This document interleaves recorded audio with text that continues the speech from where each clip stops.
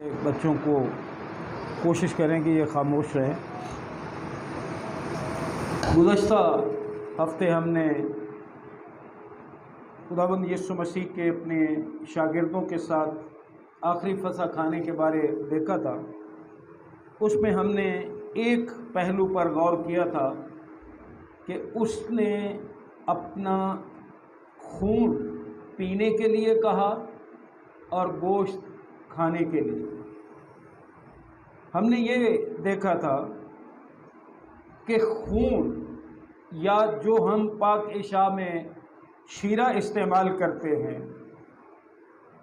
یہ ایک تحریک یعنی اندر تحریک دینے، ہماری سوچ، ہمارے ارادے اور ثابت قدمی اور شخصیت، محبت، خوشی، سلامتی، امن، شائستگی اور حلیمی اور اعتدال اور پرہیزگاری، علم، قوت، اختیار اور ایلچی ہونا یعنی اس کے گواہ ہونا اور اس کا پیغام اپنے لفظوں سے اور اپنی زندگی سے، عمل سے دوسروں تک پہنچانا، یہ ہے اس کے خون میں شریک ہونا۔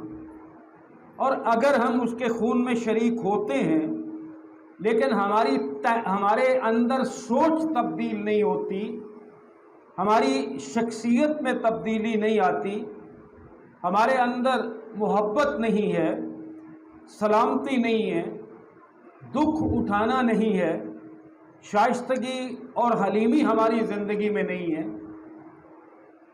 اور ہم ایلچی نہیں ہیں، تو پھر اس کے خون میں شریک ہونے کا ہمیں کوئی فائدہ نہیں ہے، کیونکہ ہماری زندگی میں اس کے خون سے، خون میں نے اس دن بتایا تھا کلام مقدس میں کہ زندگی کی علامت ہے، خون ہی تو بدن کی جان ہوتا ہے۔ اور اگر ہماری زندگی میں یہ سارا کچھ نہیں ہے تو پھر ہماری زندگی میں جتنی مرتبہ بھی ہم پاک عشاء میں شریک ہوں ہمیں کچھ فائدہ نہیں ہوگا، کیونکہ اس تحریک سے، اس کے خون میں شریک ہونے سے ہماری زندگی میں خوشی آتی ہے، ہماری زندگی میں امن اور سلامتی آتی ہے، اور ہم اپنے نجات دہندہ کے لیے خوشی سے دکھ اٹھانے کو تیار رہتے ہیں۔ ہماری زندگی میں حلیمی اور اعتدال اور پرہیزگاری آتی ہے۔ ہم یسوع مسیح کے ایلچی بن کر اس کا پیغام دوسروں تک پہنچاتے ہیں۔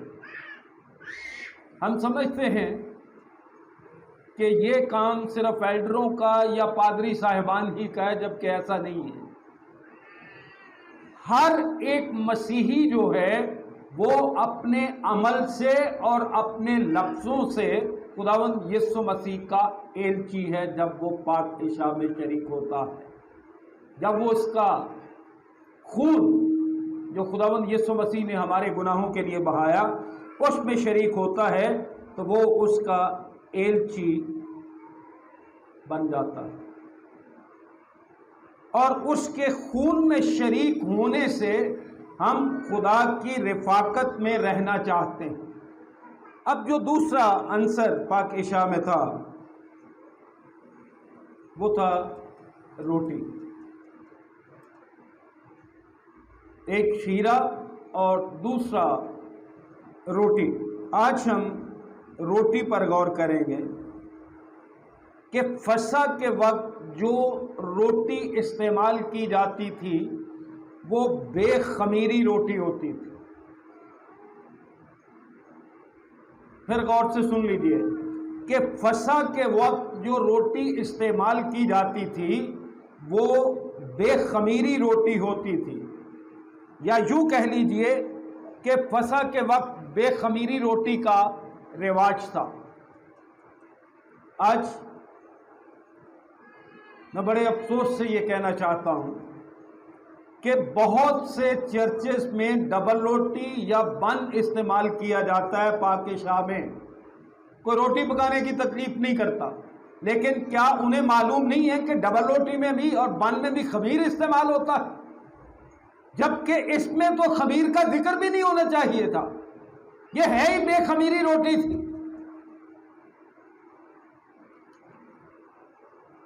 بے خمیری روٹی کیوں استعمال کی جاتی تھی؟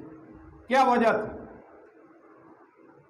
بے خمیری روٹی کا مطلب یہ تھا کہ اس روٹی کو پھلانے کے لیے خمیر استعمال نہیں کیا جاتا تھا، کیونکہ جو پھولی ہوئی روٹی ہوتی ہے وہ ہوا سے بھری ہوتی ہے، اس لیے اس میں خمیر استعمال نہیں کیا جاتا تھا۔ بے خمیری روٹی کا مطلب یہ تھا کہ یہ بالکل اصل ہے، یعنی یہ جو سبسٹینس اس کو ہم انگریزی میں کہتے ہیں، یہ بالکل اصل ہے، اس میں کسی قسم کی کوئی ملاوٹ نہیں ہے۔ اور آج جو چرچز بھی بن یا ڈبل روٹی استعمال کرتے ہیں وہ دیکھ لیں کہ کیا کر رہے ہیں۔ لہذا یہ اصل یا یہ سبسٹینس جو تھا بے خمیری روٹی، یہ اس کے بدن کی علامت ہے جس پر ہمیں غور کرنے کی ضرورت ہے۔ اب اس اصل سے، جس کو ہم سبسٹینس کہہ رہے ہیں، اس سے کیا مراد؟ اگر ہم کلام مقدس کو غور سے دیکھیں تو میں سمجھتا ہوں کہ یہ وہ عمل تھا جو خون، یعنی جس کو ہم نے زندگی کہا، خون ہی بدن کی جان ہے نا، خون ہی بدن کی زندگی ہے، یہ وہ عمل ہے جو خون کا نتیجہ، جو اندر سے یا باطن سے تحریک پاتا ہے، ظاہر سے نہیں، اندر سے یہ تحریک پاتا ہے، اور روٹی بدن ہے، یعنی جو کچھ روٹی کرے گی، جو یسوع کرے گا، وہ عمل کی بات ہو رہی ہے۔ یہ بدن کیا اظہار کر رہا ہے؟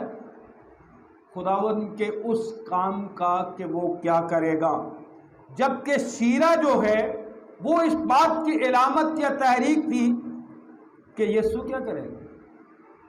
تحریک اس بات سے ملتی ہے کہ یہ تحریک یا عمل، اندر سے جو آپ کو تحریک ملی ہے کچھ کرنے کی، اور پھر وہ جو آپ عمل کرتے ہیں اس تحریک کے مطابق، یہ تحریک اور عمل دونوں ساتھ ساتھ چلتے ہیں۔ جبکہ افسوس کی بات یہ ہے کہ ہمارے اندر جو تحریک ہوتی ہے، ہمارا عمل اس کے مطابق نہیں ہوتا۔ وہ جو تحریک خون دیتا ہے، جو تحریک ہمیں اس کے خون سے ملتی ہے، اعمال جو ہیں، یہ عمل کیا ہے؟ اعمال کیا ہے؟ دعا کرنا، ہمیں روحانی جسمانی طور پر شفا ملنا، روح القدس کی رہنمائی، سیکھنے اور حوصلہ افزائی اور معاف کرنے اور گواہی دینے کے لیے وقت نکالنا۔ اب آپ سمجھتے ہیں کہ گواہی دینا وہی ہے جو ٹی وی پہ لوگ آ کے جی گواہیاں دیتے ہیں، میرا یہ ٹھیک ہو گیا، میرا وہ ہو گیا، میرا وہ۔ یہ گواہی نہیں ہے۔ گواہی ہے آپ کے منہ سے، زبان سے اور عمل سے نکلے خدا کے کلام کی منادی ہو ایک طرح سے۔ یہ تحریک کو عمل میں لانے والی بات ہے کہ ہمیں اندر خداوند کے خون سے، اس کی زندگی سے تحریک ملی ہے، اور عمل یہ ہے کہ ہم سیکھیں، ایک دوسرے کی حوصلہ افزائی کریں، معاف کریں، دوسروں کی رہنمائی کریں اور دوسروں کی مدد کریں، خدمت کریں، اور خدمت کے لیے مجموعی طور پر وابستگی۔ ہم خدمت کو بھی یہی سمجھتے ہیں کہ جی یہ بس کچھ خاص لوگوں ہی کا کام ہے۔ اب یہ سارا جو میں نے بتایا، اس کا مطلب یہ تھا کہ خداوند یسوع مسیح اپنے شاگردوں کو محض یہ نہیں کہہ رہا تھا کہ مجھے یاد رکھنا۔ جب اس نے کہا کہ میری یادگاری کے لیے یہی کیا کرو، تو اس سے مراد کیا تھی؟ وہ کہتا تھا مجھے یاد رکھنا، ایک طرح سے یہ بھی تھا، لیکن دراصل حقیقت یہ ہے کہ وہ اپنی فطرت، اپنا مزاج اور عمل دونوں ان میں ڈالنا چاہتا تھا۔ بدن اور خون کے ذریعے خداوند کیا کرنا چاہتا تھا؟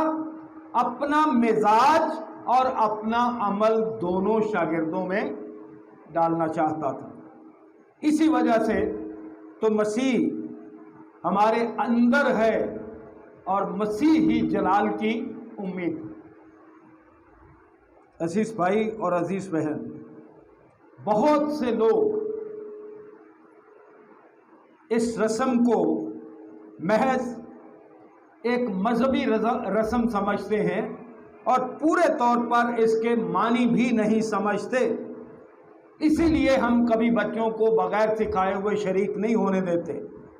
اور بہت سے لوگ ہیں جو یہ سمجھتے ہیں کہ اس کے خون اور بدن میں شریک ہونا نجات کا عمل ہے، بس ہم خون اور بدن میں شریک ہو گئے ہمیں نجات مل گئی۔ کلام مقدس ایسی کوئی تعلیم نہیں دیتا۔ شاگردوں کے لیے بھی یہ ایک رسم ہی نہیں تھی کہ خداوند یسوع مسیح نے کہہ دیا تو یہ رسم ہم نے پورے کرتے رہنا، بلکہ اس کے بدن اور خون میں شریک ہونے سے ویسے ہی حلیم اور فرما بردار بنے جیسا کہ وہ تھا۔ یہ ہے اس کے خون اور بدن میں شریک ہونا، جیسا فلپیوں کے خط کے دوسرے باب کی 5ویں آیت میں لکھا ہے، ویسا ہی مزاج رکھو جیسا مسیح کا بھی۔ یہ ہے اس کے بدن میں شریک ہونا، یہ ہے اس کے خون میں شریک ہونا کہ ہمارا عمل بھی ویسا ہی ہو۔ جب اس نے کہا کہ میری یادگاری کے لیے، تو اس کا مطلب یہ تھا کہ بس اس نے کہا کہ مجھے یاد کر لینا۔ یہ تھا کہ میری یادگاری کے لیے یہی کیا کرو تاکہ تمہیں پتہ چلے کہ تمہارا نجات دہندہ اس نے تمہارے لیے کیا کیا، پھر وہ اپنے باپ کا کس طرح سے فرما بردار رہا اور ہمیں فرما برداری کا کیا سبق ملتا۔ کوئی کچھ بھی کہے، کلام مقدس ہمارا اصل نمونہ۔ بے شک آپ لوگ برا بھی مناتے ہیں، مجھے پتہ ہے، لیکن نہ میرا کسی کی مخالفت مراد ہے، نہ مجھے کسی سے کوئی غرض ہے۔ جو کچھ خدا کا کلام کہتا ہے میں اس کی بات کر رہا ہوں۔ آج ہم پل پر توڑنے پہ آ جاتے ہیں، پھر خداوند کے سامنے ہو کر کہتے ہیں کہ جی ہم خداوند کی حضوری میں اتنے زور زور سے چیختے ہو، پکارتے ہو، کوئی سنجیدگی نہیں ہوتی۔ پھر خداوند کو حکم دیتے ہو کہ ابھی ایسا کر، ابھی کر دے، میں حکم دیتا ہوں بیماری تو نکل جائے۔ تو کون ہے بھائی حکم دینے والا؟ میں ہوں یا کوئی اور بھی ہوں؟ عزیز بھائی اور عزیز بہن، یسوع مسیح نے جب کہا کہ ویسا ہی مزاج رکھو، اس کا مزاج کیسا تھا؟ جب اس کو پکڑنے والے آئے تو اس نے کیا باپ سے کہا تھا کہ ان سب کو اندھا کر دے؟ اس نے تو ایسی کوئی دعا نہیں کی، بلکہ جب شاگرد نے ایک شخص کا کان بھی اڑا دیا تو خداوند نے کیا کیا؟ اس کان کو کیا کیا؟ واپس لگا دیا۔ یہ مزاج ہمارا بھی ہونا چاہیے۔ گتسمنی باغ میں کلام مقدس کہتا ہے متی رسول کی انجیل کے 26ویں باب کی 39ویں آیت میں کہ گتسمنی باغ میں جب یسوع غمگین اور بے قرار ہونے لگا اور جب اس کی جان نہایت غمگین تھی اور مرنے کی نوبت پہنچ گئی تو منہ کے بل گر کر یوں دعا کی۔ دعا سن لیجیے اس کی، کیسا مزاج ہمارا ہونا چاہیے۔ ہم نے یہ فرما برداری کیوں نہیں سیکھی؟ مسیح نے کہا تھا کہ یہ میرا بدن ہے، یہ میرا خون ہے۔ وہ زندگی، وہ خون جو ہمیں تحریک دیتا ہے اور اس کا بدن جو عمل ہے وہ یہ ہے۔ کیا دعا تھی؟ اے میرے باپ، اگر ہو سکے تو یہ پیالہ مجھ سے ٹل جائے۔ زور تو نہیں دیا، زبردستی ضد تو نہیں کی جس طرح ہم کرتے ہیں. میں خداوند واقعہ خداوندہ میرا ایک کام کرے گا تو آج گرجوں میں اٹھنا ہے. یہ عمل ہے ہمارا, یہ یادگاری ہم کرتے ہیں خداوند یسوع مسیح کی. دیکھے اے میرے باپ, اگر ہو سکے تو یہ پیالہ مجھ سے ٹل جائے, تو بھی نہ جیسا میں چاہتا ہوں بلکہ جیسا تو چاہتا ہے ویسا ہی ہو. یہ ہے عمل, یہ ہے ہمارا نمونہ, یہ ہے خداوند یسوع مسیح کی فرما برداری. اور پھر متی رسول کی انجیل کے 11ویں باب کی 29ویں آیت میں خداوند یسوع مسیح نے فرمایا, مجھ سے سیکھو کیونکہ میں حلیم ہوں اور دل کا فروتن.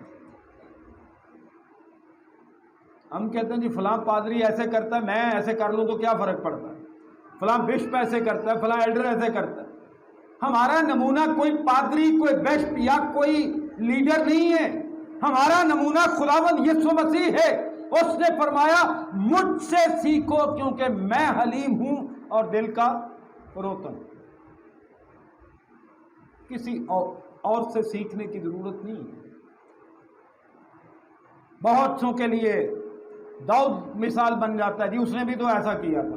کوئی کچھ کہتا ہے, کوئی کچھ کہتا ہے. بھئی تم انسانوں کی بات کر رہے ہو جو گناہ کی حالت میں پیدا ہوتے ہیں, جنہیں نجات کی ضرورت ہے, اور خداوند یسوع مسیح کو نجات کی ضرورت نہیں ہے. وہ گناہ کی حالت میں پیدا نہیں ہوا. وہ کہتا ہے مجھ سے سیکھو کیونکہ میں حلیم ہوں اور دل کا فروتن. آج جب ہم پاکشاہ میں شریک ہوں گے, اپنے آپ کو آشما لیجیے, اپنے آپ کو پرکھ لیجیے, ورنہ یقین جانیے ہم سب یہ سزا کے لائق ٹھہریں گے. یہ کلام مقدس کا حکم ہے کہ جو نامناسب طور سے شریک ہوتا ہے, دل ہمارا صاف نہیں ہوتا, ہمارے اندر محبت نہیں ہوتی, برداشت نہیں ہوتی, نرمی, شائستگی اور حلیمی اگر نہیں ہے, اگر اس کے ایلچی بن کر اس کا کلام دوسروں تک نہیں پہنچانا, اپنی زندگی اور عمل سے دل ہمارا صاف نہیں ہونا, کیا فائدہ اس میں شریک ہونے کا؟ پھر کیسے ہم کہیں گے کہ جی ویسا ہی مزاج رکھو جیسا مسیح کا بھی؟ یہ تو پھر وہی بات ہوگی نا, شاگرد جب اس میں شریک ہوئے تو اس کے بعد بحث کرنا شروع ہو گیا کہ ہم میں سے بڑا کون ہے. یہی مصیبت ہماری ہے آج تک کہ ہماری زندگی میں وہ تبدیلی جس کے لیے خداوند نے اپنا خون اور بدن دیا تھا وہ اگر نہیں آتی تو پھر ہم اپنے آپ کو تیار کر لیں اس سزا کے لیے جو خداوند اس میں نامناسب طور سے شریک ہونے کے لیے دے گا. یاد رکھیے بہنوں بھائیوں, اس کے خون اور بدن میں شریک ہونے کا تقاضا ہے کہ ہم یک دل رہیں, یکساں محبت رکھیں, کلیسیا ایک جان ہو, ایک ہی خیال رکھے, تفریقے اور بے جا فخر کے باعث کچھ نہ کریں, فروتنی سے ایک دوسرے کو اپنے سے بہتر سمجھیں, اپنے آپ کو خالی کر دیں, اپنے آپ کو پست کر دیں, موت تک جان دینے تک فرما بردار رہیں. یہ ہے اس کے خون اور بدن میں شریک ہونا. عزیزو, جو خداوند یسوع مسیح نے اپنے شاگردوں کے ساتھ وسا کھائی, عشاء کھائی, یہ تو فرما برداری کی اس قربانی کی یادگاری تھی جو یسوع نے دی تھی. اس فرما برداری کے باعث ہم ویسا مزاج رکھ سکتے ہیں جیسا مسیح کا بھی تھا. اگر ہم فرما بردار نہیں ہیں, اگر ہماری زندگی میں فرما برداری نہیں ہے, تو کسی صورت بھی ہم ویسا مزاج نہیں رکھ سکتے جیسا مسیح کا بھی تھا. یا یہ کہہ لیجئے کہ ایک ایسا طرز زندگی یا ایک ایسے انداز سے, طریقے سے زندگی بسر کرنا جو مسیح کو پسند ہے. اور یہ اس وقت تک نہیں ہو سکتا جب تک ہم اس کے خون اور بدن کو پہچان کر اس میں شریک نہ ہوں. محض اس کو رسم سمجھ لینا, ہفتے کے ہفتے یا 15 دن بعد یا مہینے بعد یا جب بھی آپ پاک عشاء میں شریک ہوتے ہیں, اس کو محض رسم سمجھ کر اس میں شریک ہونے سے آپ نجات نہیں پا سکتے۔ ہاں ایک بات ضرور ہے، اگر آپ اس کو محض ایک رسم سمجھتے ہیں تو یقیناً آپ سزا ضرور پائیں گے، نجات تو نہیں پائیں گے، سزا کے لائق ہم ضرور ٹھہریں گے، کیونکہ کلام مقدس یہ کہتا ہے پہلا کرنتھیوں جو ہم نے پڑھا 11واں باب اس کی 29ویں آیت میں، کیونکہ جو کھاتے پیتے وقت خداوند کے بدن کو نہ پہچانے وہ اس کھانے پینے سے سزا پائے۔ اپنے آپ کو جانچ لیں، پرکھ لیں، دیکھ لیں کہ اس کا تقاضا کیا ہے، اس میں شریک ہونے کا مطلب کیا ہے کہ ہم ایک رسم سمجھ کر محض اس میں شریک ہو گئے 15 دن بعد یا مہینے بعد یا ہفتے بعد۔ اگر ہماری زندگی میں وہ تبدیلی جو خداوند چاہتا ہے نہیں آئی، وہ عمل جو ہماری زندگی سے وہ چاہتا ہے جس کا تقاضا کرتا ہے وہ نہیں، تو پھر ہم سزا کھلائیں گے۔ مہربانی کر کے التماس ہے کہ اسے محض ایک رسم نہ لیا جائے، کیونکہ یہ خدا کے ہمارے ساتھ، جملہ ذرا غور سے سنیے، خدا کے ہمارے ساتھ سکونت کرنے کی بجائے ہمارے اندر سکونت کرنے کی علامت ہے۔ پھر سن لیں، پاک عشاء جو ہے خدا کے ہمارے ساتھ ہونے کی نہیں بلکہ ہمارے اندر سکونت کرنے کی علامت ہے۔ آئیے پاک عشاء میں شریک ہونے سے پہلے اپنے آپ کو جانچ لیں تاکہ ہم نامناسب طور پر اس میں شریک نہ ہوں، بلکہ اپنے لیے خدا کے مقصد کو حاصل کر سکیں، وہ مقصد جس میں ہم ویسا ہی مزاج رکھیں جیسا مسیح یسوع کا بھی تھا۔ اب جب پاک عشاء کی جو ہم نے پچھلی دفعہ دیکھا تھا، جب خداوند نے اپنے شاگردوں کو وہاں اکٹھا ہونے کے لیے کہا، جب انہوں نے کہا کہ ہم کہاں تیرے لیے فضا تیار کریں،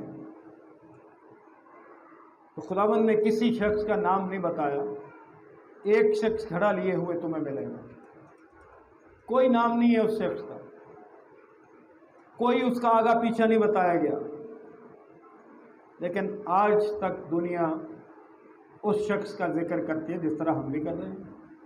ہم تو صرف اپنے نام کی خاطر مرتے ہیں، لیکن یہ ہمارا نام ہو،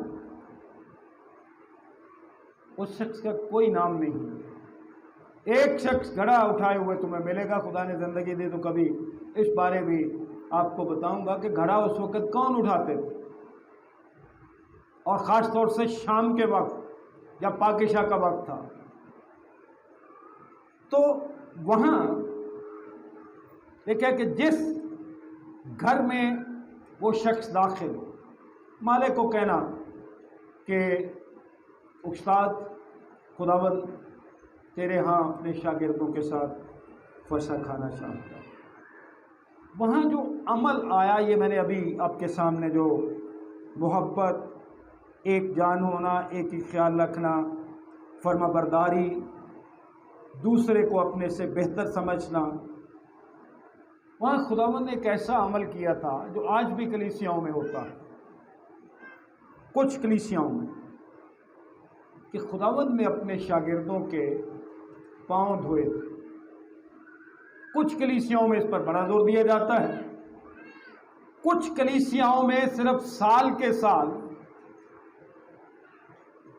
جو پاک جمعہ ہے سے پہلے جمعرات کی رات پاؤں دھوئے جاتے ہیں۔ اس میں خواتین بھی شامل ہوتی ہیں۔ لوگ کہتے ہیں کہ جی کلیسیا کا مطلب خواتین اور مرد ہیں، جبکہ جو خداوند کا نمونہ تھا وہ صرف شاگرد تھے، ایک بات۔ اور دوسری بات یہ کہ خداوند نے اسے اس رسم کے طور پر مقرر نہیں کیا تھا، بلکہ جو وہ سکھانا چاہتا تھا، کیونکہ اس دور میں صرف نوکر یا غلام ہی پاؤں دھوتے تھے، اور یہ ایک طرح سے پورے بدن کی صفائی کا عمل ہوتا تھا۔ روح، جان اور بدن کی پاکیزگی کے سبب ہی ہم موجودہ زندگی کے حالات سے، وہاں کبھی آپ نے غور کیا کہ کہاں پہ خداوند نے وہ پاک شاکائی دی اپنے شاگردوں کے ساتھ؟ وہاں لکھا بالا خانے میں۔ بالا خانے کا مطلب ہوتا ہے اوپر والی منزل۔ تو اگر ہم اسے یوں لے لیں کہ روح، جان اور بدن کی پاکیزگی کے باعث ہی ہم موجودہ زندگی کے حالات سے بالا ہو کر، ان سے اوپر ہو کر زندگی بسر کر سکتے ہیں۔ شاید بالا خانے کا اشارہ اسی لیے تھا کہ وہ پاکیزہ مقام جہاں ہم اپنے خداوند کے ساتھ شخصی رفاقت کا لطف اٹھا سکیں، یہ ہے بالا خانہ۔ اور ہماری زندگی میں دنیاوی حالات سے بالا ہو کر، اوپر ہو کر خداوند کے ساتھ رفاقت رکھنے اور اس کے ساتھ خوشی کرنے کا جو اشارہ ہے وہ بالا خانے کی طرف۔ اور ہم بہت محتاط اندازے میں کہہ سکتے ہیں کہ یسوع انہیں زندگی کے حالات سے اوپر یعنی بالا خانے میں لے گیا تاکہ انہیں پاکیزہ کرے، ان کے پاؤں دھوئے۔ پھر پہلے کیا کیا خداوند نے؟ ان کے پاؤں دھوئے، پھر اپنا آپ ان کے اندر رکھا۔ اپنا آپ، یہی دوسرا اتوار ہے جو ہم غور کر رہے ہیں۔ اپنا آپ کس طرح؟ شیرہ یعنی تحریک دینے والی فطرت، جو ارادہ اندر پیدا کرتی ہے، جو تحریک دیتی، جو تیار کرتی ہے آپ کو، اور روٹی جو عمل کرنے کی صلاحیت تھی، یعنی اس کا بدن جو ہے۔ اگر عزیزو ہمارے اندر، ہمارے باطن میں ایسا زندگی گزارنے کا طریقہ نہیں ہے تو ہم یسوع کے ساتھ ابدیت نہیں گزار سکتے، ہمیشہ ہمیشہ کی زندگی اس کے ساتھ نہیں گزار سکیں۔ اور اس میں اگر ہم نامناسب طور سے شریک ہوئے تو ہم نہ صرف سزا پائیں گے بلکہ موت، کیونکہ جب ہم اس کے ساتھ اپنی زندگی نہیں گزار سکتے تو پھر موت ہی ہے نا۔ اس لیے آئیے اپنے آپ کو آزما لیں، جانچ لیں، پرکھ لیں، اور زندگی میں یہ جان لیں کہ اس میں شریک ہونا محض کوئی رسم نہیں ہے، صرف اپنے اندر خون اس کا جو تحریک پیدا کرتا۔ جب آپ غور کرتے ہیں کہ صلیب سے خون بہہ رہا، کس کے لیے؟ کیا اس کا کوئی اپنا گناہ؟ وہ تو گناہ سے واقف بھی نہیں تھا۔ آپ کے اندر تحریک پیدا ہو کہ میرے مسیحا، میرے بچانے والے، میرے نجات دہندہ، تو اتنی محبت کرتا ہے مجھ سے کہ میرے لیے خون بہا دے۔ کس طرح تجھے مار پڑی، کس طرح سے تجھے دکھ دیا گیا، یہ ہے اس کی یادگاری کہ ہم اپنی زندگی اس کی پاک مرضی کے مطابق ڈھال سکیں۔ خداوند کرے کہ ہم اس میں نامناسب طور سے شریک نہ ہوں تاکہ ہم سزا کے لائق نہ ٹھہریں۔ خداوند آپ سب کو برکت دے۔